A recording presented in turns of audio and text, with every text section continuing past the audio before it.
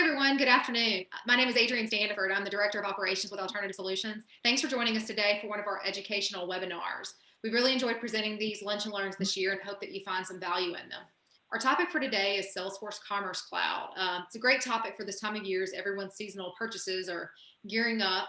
Spencer Gibson, who's one of our multi-Salesforce certified senior business analysts, is going to dive in and tell us more. With that being said, I'm going to go ahead and hand it over to Spencer so he can wow you with his Commerce Cloud experience. Thank you very much, Adrienne, and thanks everybody for joining us today, and those of you who are watching on the video on demand at home. We are going to talk a little bit about Commerce Cloud today, and Commerce Cloud is what you might expect. It's Salesforce's alternative to like a Wix or a Shopify. But as we'll see throughout this presentation, it's a lot more than just that because of the way it connects into the rest of Salesforce. Before we get too far into that, it's Veterans Day. I just wanted to say on behalf of both Alternative Solutions and Salesforce, thank you to all veterans, and remind everybody about VetForce. So that was started, I believe, 6 years ago today.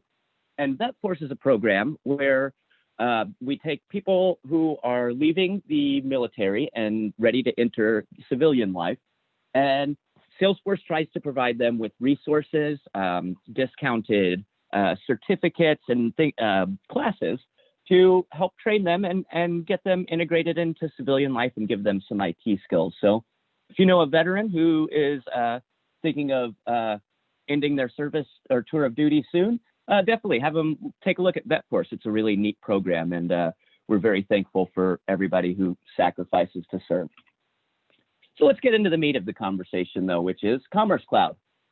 And what we're going to walk through today is the process of how we discover our customers and begin engaging them. We walk them through this process to get them to purchase an order. We then fulfill that order. And then we go through a process of servicing that order, retaining them as a customer, and then advocating for them and trying to get them to grow value within our organization. So what are some key features as far as Salesforce states them?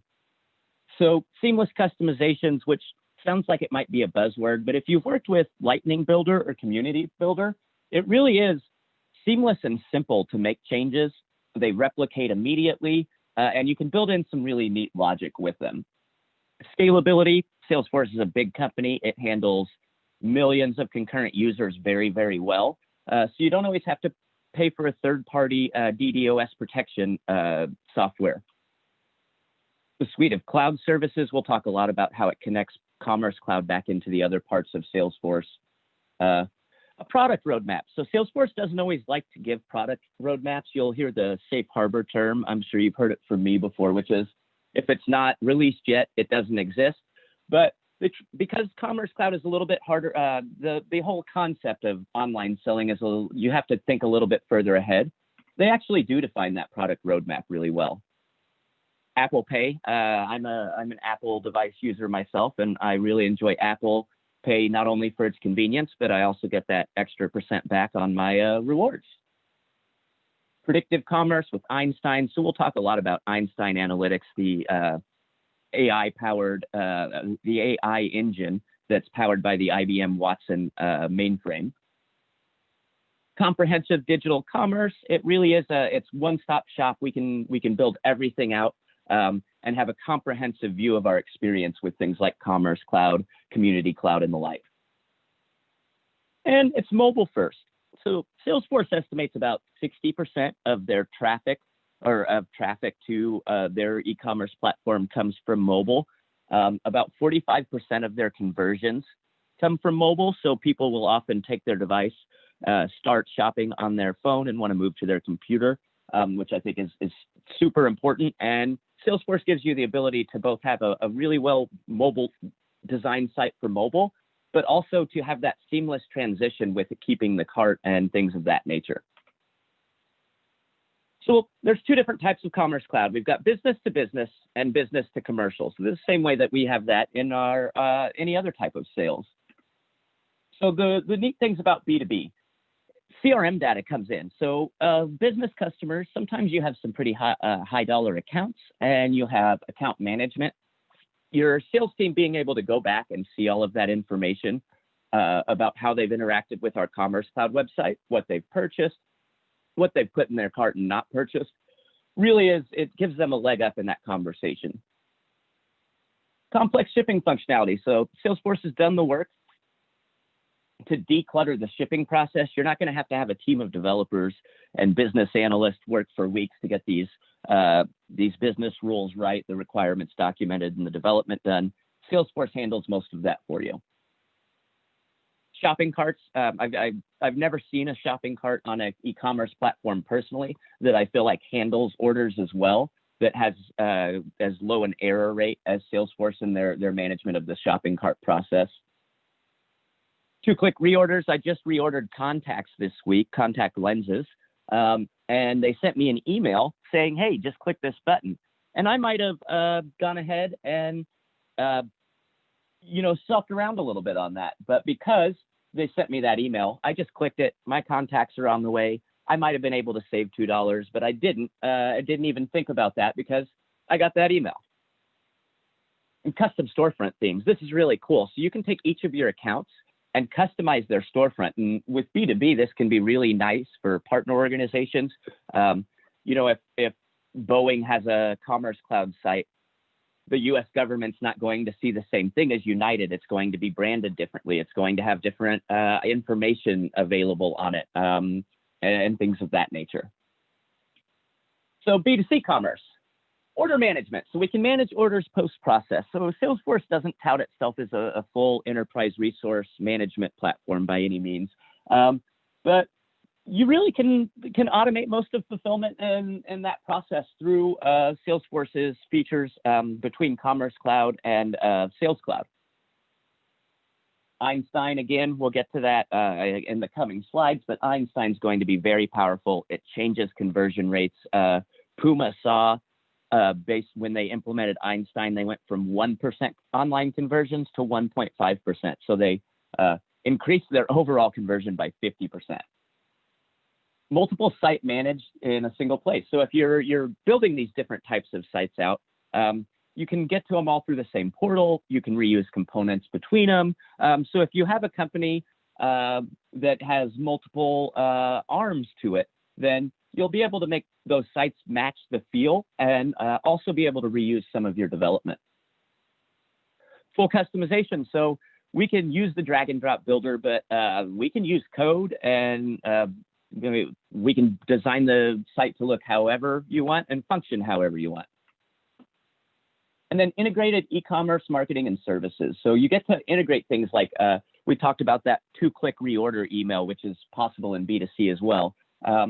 Things like that, where we can take information from our Commerce Cloud, have it filter over into Marketing Cloud, and use Journey Builder to intelligently use that information to change how we talk to our customers and really guide them through their experience with our company. So let's talk about Einstein. Everybody loves AI. And the greatest benefit there is you don't have to do a whole lot. If AI, artificial intelligence, it's doing it for you. So we can decrease the time a customer spends looking for what they want through product recommendations, through comparing them to other customers in their same demographic and our customer base as a whole, as well as looking at how they've interacted with the site during the current visit.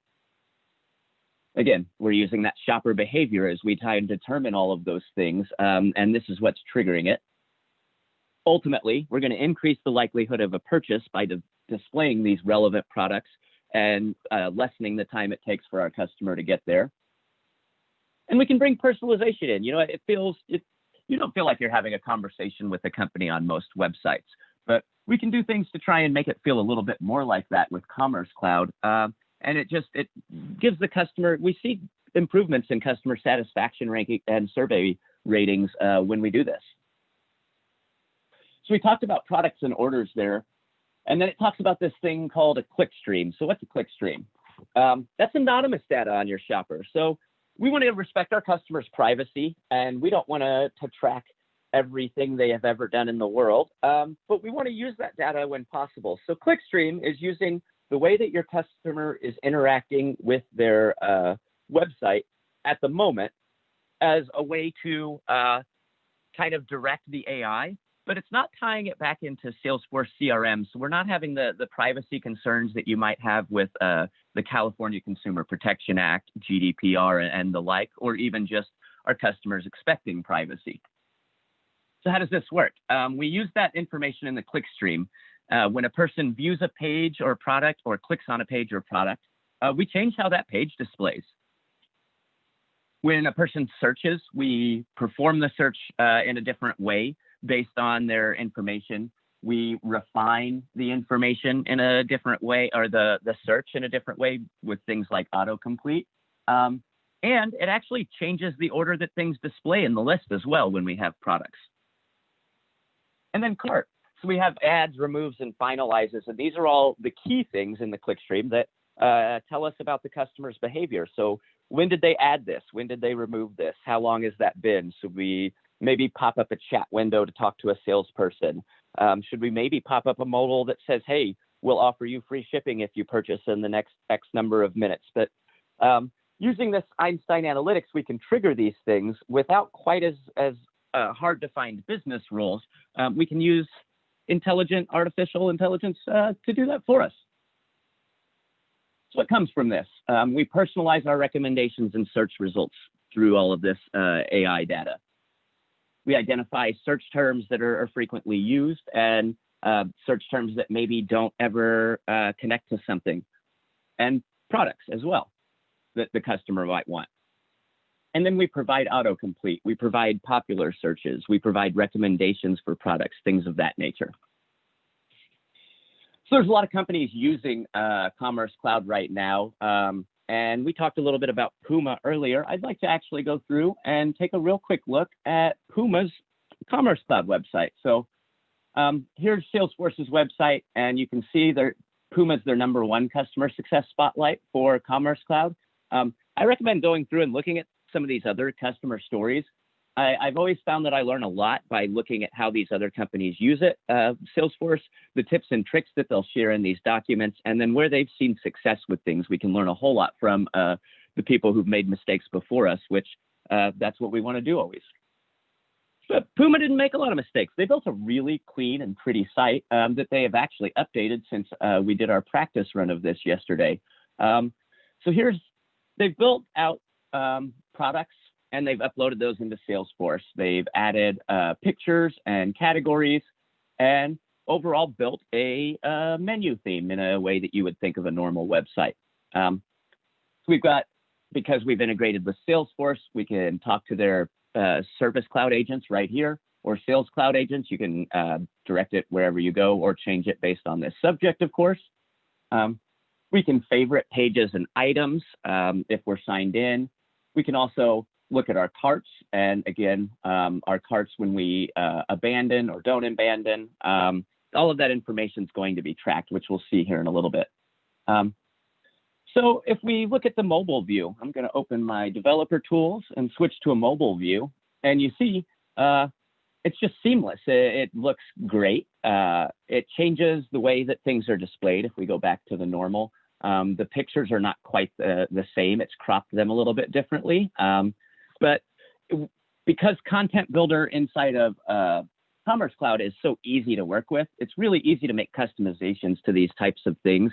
And as you're going through that process inside of Commerce Cloud, you're going to have actually more options to view in different types of devices than you do with Google Chrome. We're also going to see product recommendations if we're logged in. And it's just a really easy way to manage all this. You can see we've got multiple pictures. So when we hover over, it changes. And there's some customization in how you display all these products.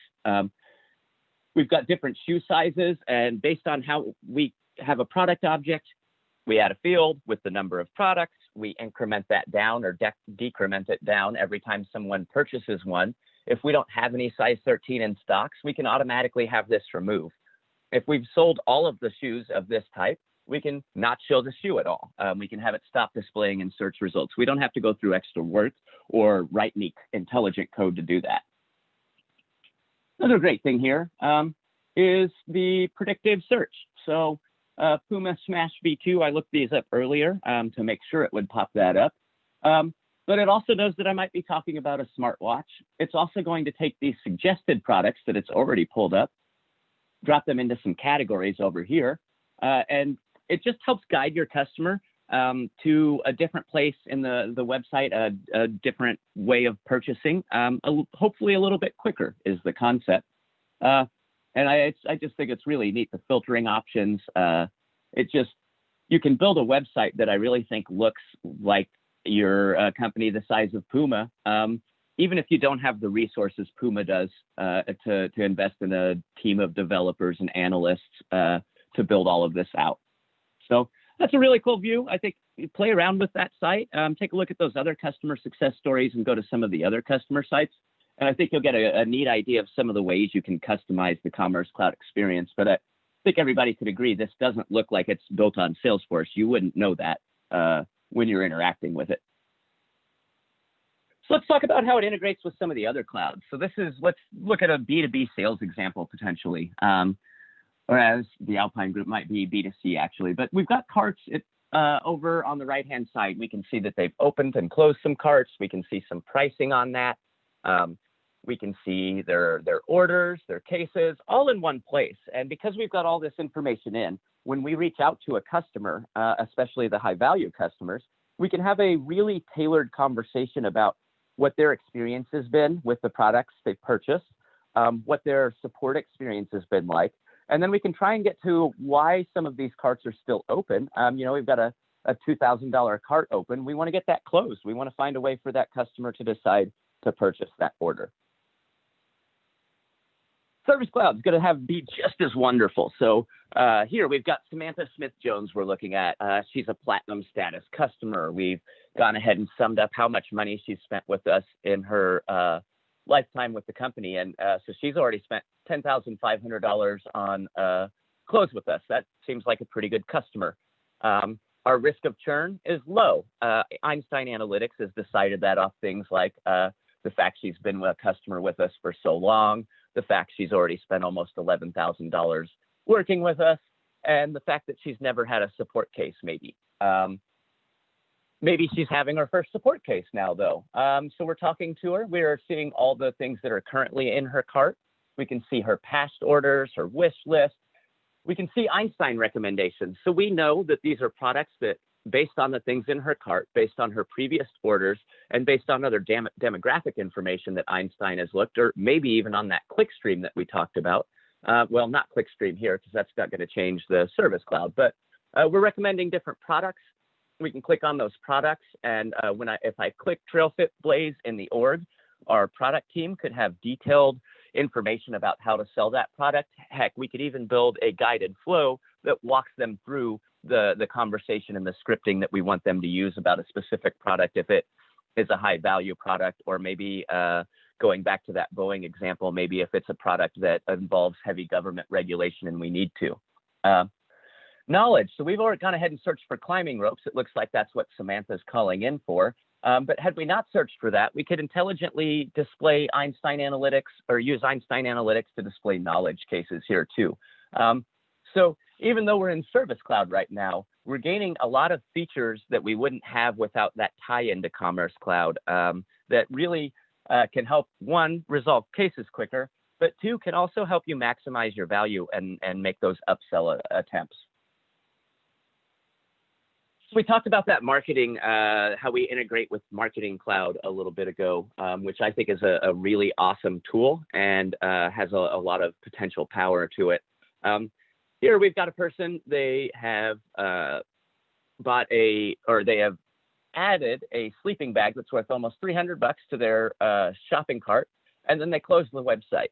So what did we do? We went ahead and sent them an email that said, hey, I don't know if you forgot this. You like to return to your cart and make a purchase. We could offer a discount or free shipping here as well if we wanted. And it's amazing, there really is a conversion rate from this. We've seen customers of ours have 10, 15% conversion rates based on these emails. I don't know that that's an industry-wide expectation, but a 1% conversion rate is still 1% of sales that you didn't have before. And let's take a look at Audience Studio. So Audience Studio, this is kind of like your Google Analytics for Commerce Cloud. But because we're taking that Clickstream data and things like that, there's more data here. There's more understanding. We can see, really dig into how customers are interacting with our websites, what they're doing with it. And we can provide this back to our marketing team so they can try and intelligently change what we do going forward. And finally, I want to talk about the reference architecture. So this is definitely some jargon here, I guess. But what the Salesforce reference architecture is what they're calling, they decided they wanted to make Commerce Cloud X number of years ago. And they brought in a team of people that were experts from different companies around the world, VPs of marketing and such, and said, how do we do this? How do we make the experience good? And so they went into stores, actual retail stores, and they went into the computer environment, and they tried to match up customer behavior between the two. And they tried to understand what legacy knowledge or industry knowledge in the retail space can we take and apply to our commerce environment, our e-commerce platform. And so because Salesforce has built everything with this reference architecture, it's scalable, it's secure. You've already got all of this industry knowledge and best practices built into your product. You don't have to go out and hire the focus groups that you might otherwise, or go out and use quite as much consultancy resource from a marketing firm. We can take advantage of this legacy knowledge that Salesforce has collected for us and use that appropriately to ultimately to convert more sales on our website, which is the ultimate goal of Commerce Cloud. So that's what we had for today. I really want to thank everybody for coming today as Astro chases his soccer ball on into our next presentation. But if you have any questions, we'd be more than happy to take those in chat. Adrian Standiford is our Director of Operations. If you have a more in-depth question, or maybe even just want some time to sit down with myself or another consultant that's worked with Commerce Cloud or anything else in Salesforce, feel free to shoot her an email at info@alt-salute.com. And again, happy Veterans Day to everybody, and thank you for your service. Thanks, Spencer. That was great. We appreciate it. If anyone has any questions, please feel free to put those in the chat box and we can try to get to those. Or if you think of questions later on during the week, as Spencer said, please shoot me an email and we'll be glad to get back to you on that. A minute or two here, give you an opportunity to enter any of those questions that you might have. With that awkward silence, it's always weird when you're on these Zoom webinars and no one's talking. Sometimes it's a little bit tough.